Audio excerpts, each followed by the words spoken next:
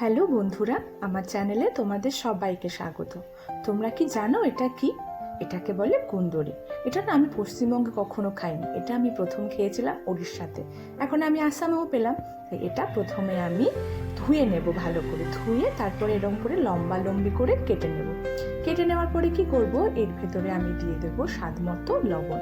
দেখো, এর ভেতরে আমি স্বাদ মতো লবণ দিয়েছি লঙ্কার গুঁড়ো। এখন আমি উপর থেকে একটু লঙ্কার গুঁড়ো ছড়িয়ে দিলাম। এবার আমি এর ভেতরে দিয়ে দেবো হলুদ গুঁড়ো। দেখো, হলুদ গুঁড়ো আর লঙ্কার গুঁড়ো আমি দিয়ে দিলাম। এবার আমি কি করব বলো তো, এবার আমি এর ভেতরে দিয়ে দেবো কালো জিরে। তোমরা জানো যে কোনো ভাজাভুজির ক্ষেত্রে কালো জিরের ফ্লেভারটা কিন্তু খুব ভালো আসে, আর কালো জিরে কিন্তু আমাদের শরীরের জন্য খুব ভালো। তাই আমি দিয়ে দিলাম এর ভেতরে কালো জিরে। এবার আমি কি করব, এর ভেতরে আমি দিয়ে দেবো 2 চামচ বেসন। দেখো, আমি এর ভেতরে 2 চামচ বেসন দিয়ে দিলাম, আর দিয়ে দেবো 2 চামচ চালের গুঁড়ো। তোমরা জানো তো যে কোনো পকোড়ার জন্য চালের গুঁড়ো কিন্তু সব থেকে ভালো। চালের গুঁড়ো দিলে সে কোনো ভাজার টেস্ট কিন্তু অনেক ভালো আসে। দেখো, আমি চালের গুঁড়ো আর বেসনটা দিয়ে দিলাম।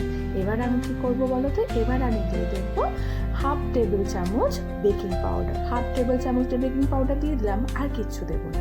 এবার হাতে একটু জল নেব, জল ছিটিয়ে এবার কি করব বলো তো, ভালো করে এই সব কিছু একসাথে মাখিয়ে নেব। কোনো জল হবে না, কিন্তু পুরো শুকনো শুকনো ভাব হবে। এবার আমি কড়াইতে তেল গরম করতে বসিয়ে দিয়েছি। এইবার উপর থেকে ছড়িয়ে এইভাবে তেলের মধ্যে আমি এই কুন্দরিগুলো ছেড়ে দেবো। আর কি করব, ছাকা তেলে করে ভেজে নেব। চলো দেখো, আমার এক পাট হয়ে গেছে।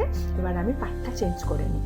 চলো, পাটটা চেঞ্জ করে কি করব, এইভাবেই কিন্তু আমি টাইম নিয়ে খুব সুন্দর করে পুরো লালচে করে ভেজে নেব।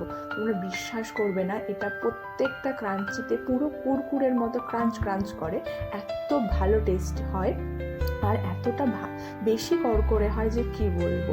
আমার মনে হয় এটা তোমরা স্ন্যাক্স হিসাবেও খেতে পারো, আর আমার যেভাবে ভালো লাগে গরম ভাতের সাথে। চলো, হয়ে গেল আমার কুন্দরি পকোড়া। বাই।